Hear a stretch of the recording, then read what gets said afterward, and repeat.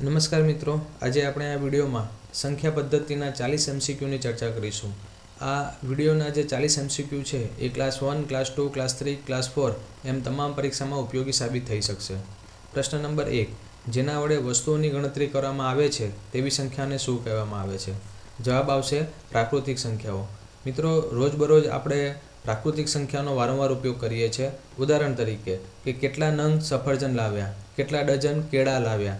તો જેના થકી વસ્તુ, પદાર્થ કે અન્ય ચીજની ગણતરી કરવામાં આવે છે તો તેવી તમામ સંખ્યાઓને પ્રાકૃતિક સંખ્યા કહેવામાં આવે છે. તો મિત્રો, હવે તમને ખ્યાલ આવી ગયો હશે કે પ્રાકૃતિક સંખ્યાઓની શરૂઆત 1, 2, 3, 4, 5 એમ આગળ અન્ય કેટલી પ્રાકૃતિક સંખ્યાઓ હોઈ શકે છે. પ્રાકૃતિક સંખ્યાઓમાં કઈ સંખ્યાનો સમાવેશ થાય છે? જવાબ આવશે 1, 2, 3, 4, 5 વગેરે. પ્રશ્ન નંબર 3. કઈ સંખ્યા એ પ્રાકૃતિક સંખ્યા નથી? મિત્રો, જો તમે ધ્યાન આપ્યું હોય તો પ્રાકૃતિક સંખ્યાની શરૂઆત 1થી શરૂ કરીને એ આગળ ગમે તેટલી હોઈ શકે છે. કહેવાનો મતલબ શૂન્યનો સમાવેશ થતો નથી, તેથી તે પ્રાકૃતિક સંખ્યા નથી. પ્રશ્ન નંબર 4. સૌથી નાની પ્રાકૃતિક સંખ્યા કઈ?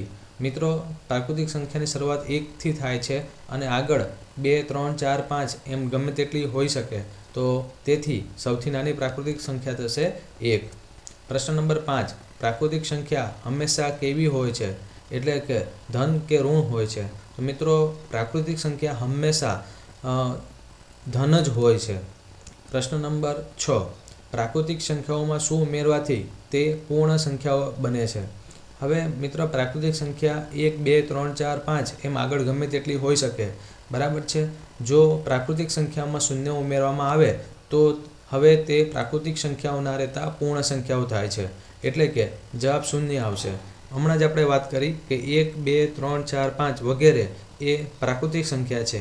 જો એ લિસ્ટમાં શૂન્ય ઉમેરવામાં આવે તો તે પૂર્ણ સંખ્યાનું ઉદાહરણ થઈ જશે. પ્રશ્ન નંબર 7. સૌથી નાની પૂર્ણ સંખ્યા કઈ? મિત્રો, પૂર્ણ સંખ્યાની શરૂઆત શૂન્યથી થતી હોવાથી સૌથી નાની પૂર્ણ સંખ્યા પણ શૂન્ય જ થશે. પ્રશ્ન નંબર 8. પૂર્ણ સંખ્યાઓમાં કઈ સંખ્યાઓ ઉમેરતા મળતી સંખ્યાઓ પૂર્ણાંક સંખ્યાઓ કહેવાય છે?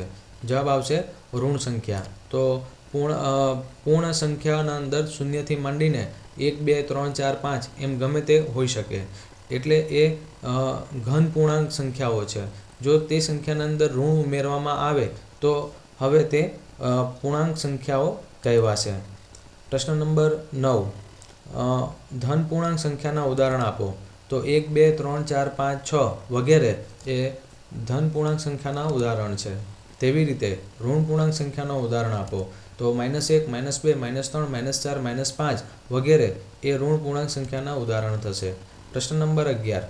કઈ સંખ્યા એ ધન પૂર્ણાંક કે ઋણ પૂર્ણાંક સંખ્યા નથી? તો મિત્રો, 0 સંખ્યા રેખા ઉપર આપણે જોયું હશે કે 0 એ નથી ધનમાં આવતું કે નથી ઋણમાં આવતું, તો 0 એ નથી ધન પૂર્ણાંક કે ઋણ પૂર્ણાંક.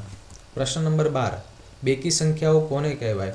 મિત્રો, જે સંખ્યાઓને 2 વડે નિશેષ ભાગી શકાય તેવી તમામ સંખ્યાઓને આપણે બેકી સંખ્યા કહીએ છીએ. કહેવાનો મતલબ છે કે નીચે ઉદાહરણના અંદર આપણને 2, 4, 6, 8, 10, 12, 14, 36, 38, 50 એવા આંકડા આપ્યા છે અથવા તો સંખ્યા આપી છે. આ તમામ સંખ્યાઓને જો તમે 2 વડે ભાગશો તો હંમેશા શેષ 0 વધે છે, તેથી તેને બેકી સંખ્યા કહેવામાં આવે છે. તેવી જ રીતે એકી સંખ્યાઓ કોને કહેવાશે? તો જે બધી સંખ્યાઓને 2 વડે નિશેષ ભાગતા જો શેષ શૂન્ય ના વધે અથવા તો 2 વડે તેને નિશેષ ભાગી ન શકાય. મિત્રો, એકી સંખ્યા અને બેકી સંખ્યાના અંદર ડિફરન્સના અંદર અહીંયા ન જ આવે છે, બરાબર. તો તેવી તમામ સંખ્યાઓને એકી સંખ્યા કહેવામાં આવે છે. મિત્રો, અહીં ઉદાહરણમાં જે સંખ્યાઓ આપી છે એ તમામ સંખ્યાઓને જો તમે 2 વડે ભાગશો તો નીચે શેષના અંદર શૂન્ય ન આવતા, તેથી તેને એકી સંખ્યા કહેવામાં આવે છે. મિત્રો, અમારો આ વિડીયો પસંદ પડ્યો હોય તો જરૂરથી શેર અને લાઇક કરવા વિનંતી. અવિભાજ્ય સંખ્યાઓ કોને કહેવાય છે? મિત્રો, અવિભાજ્ય સંખ્યા જ્યારે પણ આવે ત્યારે હંમેશા આપણે 2 જ વસ્તુ યાદ રાખવાની છે, તે અહીં હાઇલાઇટ કરી છે. એક તો સંખ્યા 1 પોતે અને જે તે સંખ્યા પરીક્ષામાં પૂછી હોય તે સંખ્યા. જો આ 2 સિવાય એ સંખ્યાના બીજા કોઈ અવયવ ના પડતા હોય તો તેવી તમામ સંખ્યાને અવિભાજ્ય સંખ્યા કહેવામાં આવે છે. આપણે અહીં ઉદાહરણ તરીકે 7ની ચર્ચા કરીએ. તો 7ના અવયવ કયા થશે? તો 1 × 7 કરશો તો 7 થશે. તેવી રીતે 7 × 1 કરશો તો 7 થશે. હવે આપ અમને બતાવશો કે આના સિવાય જો મારે ઇક્વલ ટુ 7 કરવા હોય તો મારે બીજા કયા અવયવનો ઉપયોગ કરવો પડે? મીન્સ હજુ પણ આપણે મલ્ટિપ્લિકેશન જે રીતે 1 ગુણ્યા 7 કરીએ છીએ તો 7 આવે છે, 7 ગુણ્યા 1 કરીએ છીએ તો 7 આવે છે. તો હજુ એવી કોઈ પોસિબિલિટી ખરી? ના. બરાબર છે. તો આના અંદર આ 1 એટલે કે આ 1 અને જે તે સંખ્યા એટલે કે 7ની ચર્ચા કરીએ છીએ એટલે કે આ 7 એમ કરીને માત્ર ને માત્ર 2 જ અવયવ પડતા હોય તો તેવી તમામ સંખ્યાને અવિભાજ્ય સંખ્યાઓ આપણે કહીશું. સૌથી નાની અવિભાજ્ય સંખ્યા કઈ? તો મિત્રો 2 એક એવી સંખ્યા છે કે સૌથી નાની અવિભાજ્ય અને એકમાત્ર બેકી સંખ્યા છે. કઈ સંખ્યા એ એકમાત્ર બેકી અને અવિભાજ્ય સંખ્યા છે? વારંવાર પરીક્ષામાં પૂછાયેલો આ પ્રશ્ન છે. તો 2 એ એકમાત્ર બેકી તેમજ અવિભાજ્ય સંખ્યા છે. પ્રશ્ન નંબર 17. મિત્રો જ્યારે તમે 1 થી 100 અંકો લખો છો ત્યારે કુલ કેટલી વખત અવિભાજ્ય સંખ્યા આવે છે? તો પરીક્ષાના અંદર આ વસ્તુ ગણવા ના જવાય, પણ જવાબ આવશે 25 વખત. પ્રશ્ન એટલે કે 25 અવિભાજ્ય સંખ્યાઓ 1 થી 100 અંદર રહેલી છે. બાકીની જે સંખ્યાઓ છે એ વિભાજ્ય સંખ્યાના લિસ્ટમાં આવશે. વિભાજ્ય સંખ્યા કોને કહેશો? તો જે સંખ્યાને 1 અને તે સંખ્યા સિવાયના ઓછામાં ઓછા એક અવયવ હોય તે તમામ સંખ્યાને વિભાજ્ય સંખ્યા કહીશું. મિત્રો અહીંયા જરા ભૂલ થઈ છે. અહીં આપણે ઉદાહરણ તરીકે 4 લઈએ તો 1 ગુણ્યા 4 કરો તો 4 થાય એટલે કે આ પહેલો અવયવ થયો. તેવી રીતે બીજો અવયવ થશે. 4 ગુણ્યા 1 કરશો તો પણ 4 થશે એટલે 1 અને 4. હજુ જો આના સિવાય કોઈ બીજો અવયવ થતો હોય અને અહીંયા 4 બનતા હોય તો તેને આપણે વિભાજ્ય સંખ્યા કહી શકીશું. તો 2 ગુણ્યા 2 કરીશું તો પણ 4 બને છે એટલે એ તમામ સંખ્યાને આપણે વિભાજ્ય સંખ્યા કહીશું કે જેને 1 જે તે સંખ્યા અને એ સંખ્યા સિવાય અન્ય બીજો કોઈ ઓછામાં ઓછો એક અવયવ થતો હોય તો તેવી તમામ સંખ્યાઓને વિભાજ્ય સંખ્યા કહીશું. પ્રશ્ન નંબર 19. વિભાજ્ય સંખ્યાના તે સંખ્યા સિવાય અન્ય ઓછામાં ઓછા કેટલા અવયવ હોય છે? જવાબ આવશે 2. પ્રશ્ન નંબર 20. સૌથી નાની વિભાજ્ય સંખ્યા કઈ? મિત્રો સૌથી નાની વિભાજ્ય સંખ્યા 4 છે. કારણ કે 1, 2 અને 3 એ તો અવિભાજ્ય સંખ્યામાં આવે એટલે કે વિભાજ્ય સંખ્યા નથી એટલે કે સૌથી નાની વિભાજ્ય સંખ્યા 4 થશે. મિત્રો અમારી આ બધા જ વિડીયો આપને જોતા હોય તે ઉપરાંત આવનારી પરીક્ષાના અંદર પરીક્ષા માટે અમે જે નવા વિડીયો અપલોડ કરીશું એ નવા વિડીયોની માહિતી તાત્કાલિક સૌપ્રથમ આપને આપના મોબાઈલમાં કે એક જીમેલ એકાઉન્ટના અંદર તેનું નોટિફિકેશન મળી રહે તે માટે જરૂરથી અમારી આ યુટ્યુબ ચેનલમાં ફ્રી સબસ્ક્રાઈબ કરવા વિનંતી છે.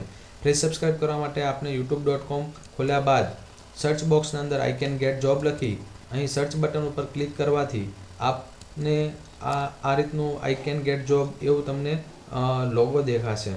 તો અહીંયા જો સાઇન ઇન બટન દેખાતું હોય તો સૌપ્રથમ ત્યાં એના ઉપર ક્લિક કરી આપનો યુઝરનેમ અને પાસવર્ડ પૂછે તો યુઝરનેમ અને પાસવર્ડ આપવા વિનંતી.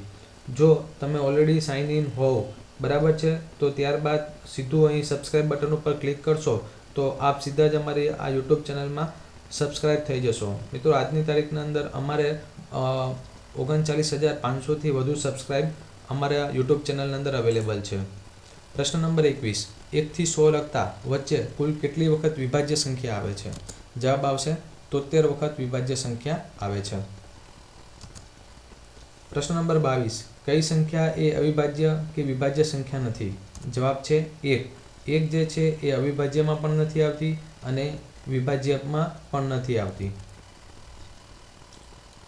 સંખ્યાનું નિરપેક્ષ મૂલ્ય એટલે શું? જવાબ આવે છે કોઈપણ પ્રકારના ચિહ્નને ધ્યાનમાં લીધા વિના સંખ્યાના આંકડાકીય મૂલ્યને, મિત્રો આ શબ્દ ખાસ યાદ રાખજો, સંખ્યાના આંકડાકીય મૂલ્યને એટલે કે સંખ્યાનું ચિહ્ન ગમે તે હોઈ શકે. ઉદાહરણ તરીકે હું એમ કહું છું -7, કોઈ કેમ કહે છે કે 7 બરાબર છે તો ચિહ્નને ધ્યાનમાં નથી લેવાનું, માઇનસને ધ્યાનમાં નથી લેવાનું, પણ જે તે અંકના આંકડાકીય મૂલ્યને ધ્યાનમાં લેવાનું છે એટલે કે 7 એ એનો જવાબ થયો. બરાબર છે. પ્રશ્ન નંબર 24. સંખ્યાનું નિરપેક્ષ મૂલ્ય દર્શાવવા કયા ચિહ્નનો ઉપયોગ થાય છે? તો જવાબ આવશે કે માનાંક.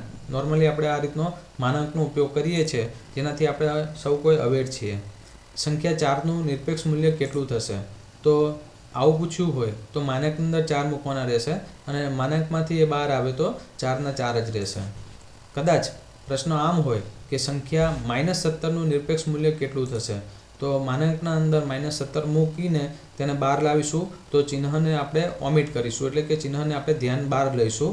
તેથી સંખ્યાના આંકડાકીય મૂલ્ય -17નું 17 થાય છે, જેથી જવાબ 17 આવશે. તેવી રીતે એમ પૂછ્યું હોય કે સંખ્યા 0નું નિરપેક્ષ મૂલ્ય કેટલું, તો જવાબ આવશે 0. પ્રશ્ન નંબર 28, સંખ્યા 0નું નિરપેક્ષ મૂલ્ય કેટલું થશે, તો 0. હા, કોઈપણ સંખ્યાનું નિરપેક્ષ મૂલ્ય હંમેશા કેવું હોય છે, ધન જ હોય છે. ઋણ ક્યારેય પણ ના હોઈ શકે. મિત્રો, આ મેટર યાદ રાખજો. પ્રશ્ન નંબર 29, અપૂર્ણાંક સંખ્યાઓ એટલે શું?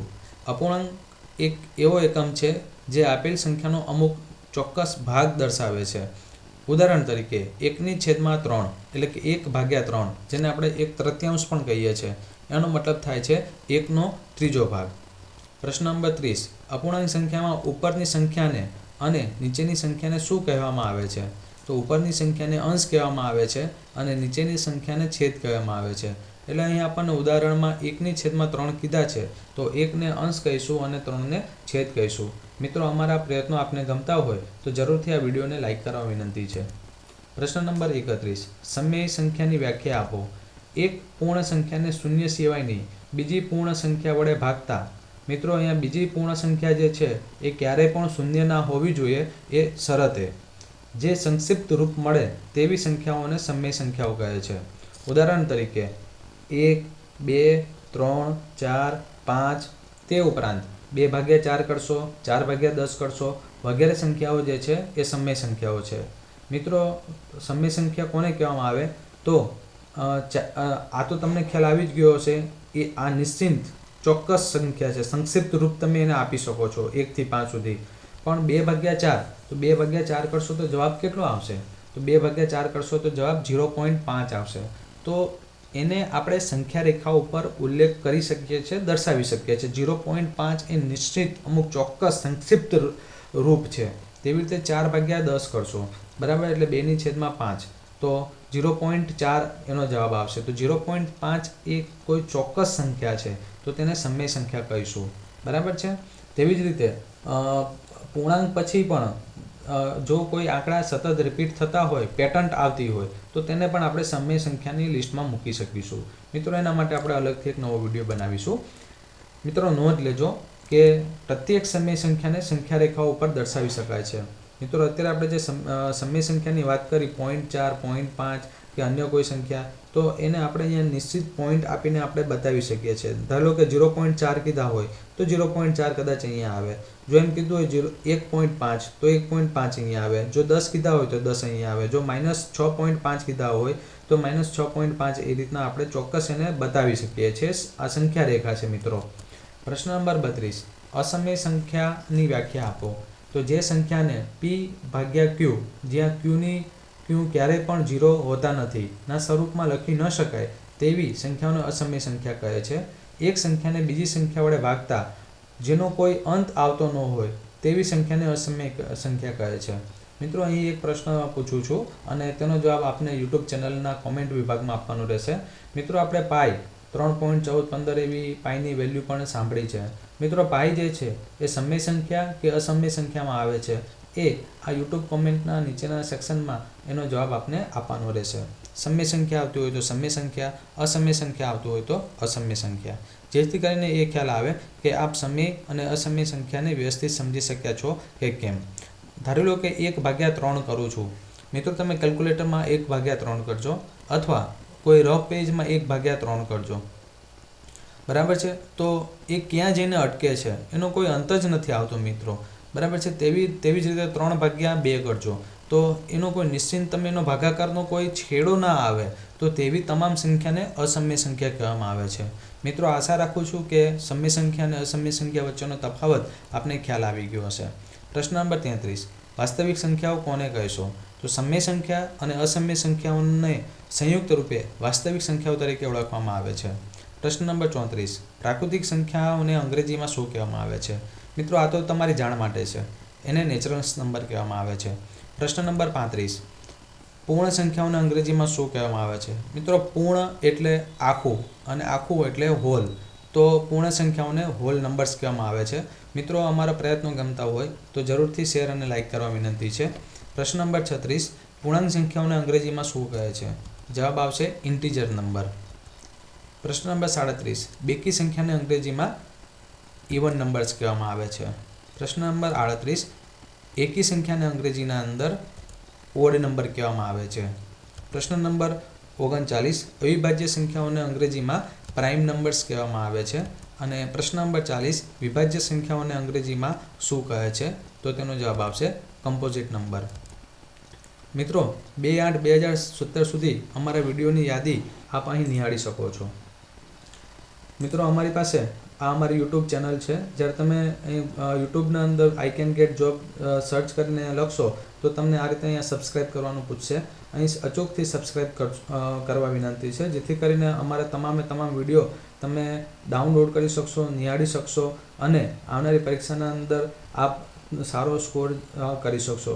મિત્રો, આ બધા જ વિડીયો લેવા તેમજ નવા વિડીયોની નોટિફિકેશન તાત્કાલિક આપોઆપ આપના મોબાઈલના અંદર કે જીમેલ એકાઉન્ટના અંદર મેળવવા માટે અચૂકથી અમારા આ યુટ્યુબ ચેનલના અંદર ફ્રી સબસ્ક્રાઈબ કરવા વિનંતી છે.